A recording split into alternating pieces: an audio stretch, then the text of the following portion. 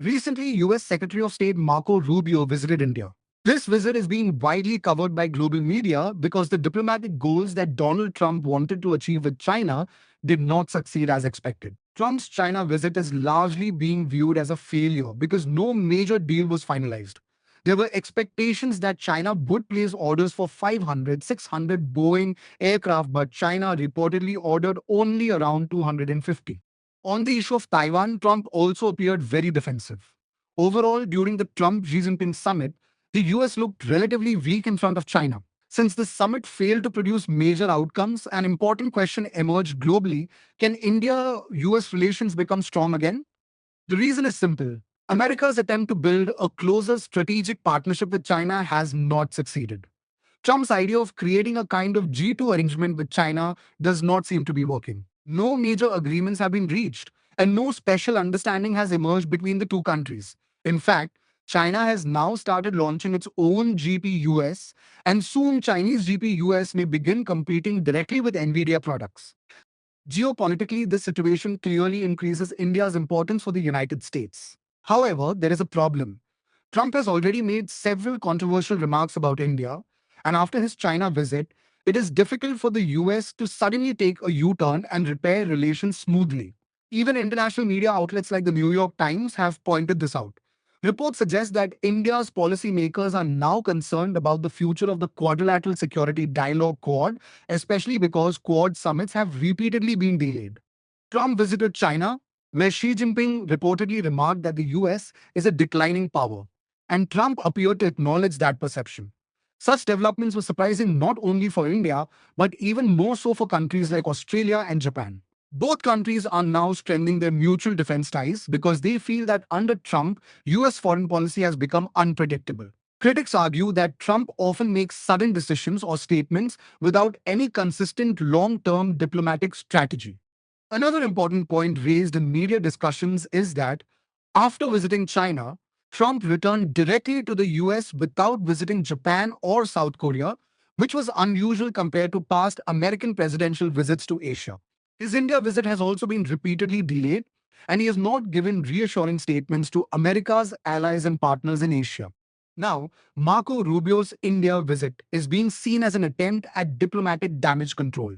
American media itself has described Rubio's mission as trying to repair relations after Trump's high tariffs hurt India's economy. Angolia. Trump had imposed tariffs as high as 50% on Indian goods, among the highest tariffs imposed on any country. These tariffs were reportedly reduced only after intervention from the US Supreme Court. Many Indians also remember Trump's controversial statements, including calling someone my favorite field marshal and his willingness to move closer to China while describing the US as a declining economy. Neo. Despite all this, the US now wants India to strengthen energy cooperation with American backed oil networks rather than depending heavily on countries like Russia or Iran. So, one major development is India's growing oil imports from Venezuela. Venezuela has now become India's third largest crude oil supplier, overtaking both Saudi Arabia and the United States in some recent rankings. American companies are increasingly active in Venezuela's oil sector, and many analysts believe Washington wants India to purchase more Venezuelan crude because it indirectly benefits US linked companies as well. At the same time, India is not buying Venezuelan oil merely to please the US. Venezuelan crude is currently among the cheapest available in the global market, making it very attractive for Indian refiners. This is especially important at a time when global crude oil prices could rise toward 110 US dollars, 120 per barrel. Reliance Industries is one of the biggest buyers of Venezuelan crude because its Jamnagar refinery is technologically advanced enough to process Venezuela's very heavy and low quality crude oil efficiently. Extracting petrol and diesel from Venezuelan crude is difficult, but Reliance's complex refining systems can handle it effectively. Meanwhile, China is facing losses in Venezuela. China had invested or loaned roughly 10 US dollars 20 billion to Venezuela, and there are doubts about whether all that money will ever be repaid. China is also reportedly concerned that American companies may increasingly influence Venezuelan oil pricing. As a result, Venezuela has had to reassure China that it will continue supplying oil at previously agreed prices. This entire situation has suddenly increased India's importance for the United States. If Trump's Venezuela strategy succeeds, India could become one of the key pillars of that arrangement through energy imports. In the future, Venezuela could even become India's largest oil supplier, which would make India strategically far more important for Washington. Of course, Trump's personal statements and style remain unpredictable. Many times, his comments differ from official US foreign policy positions.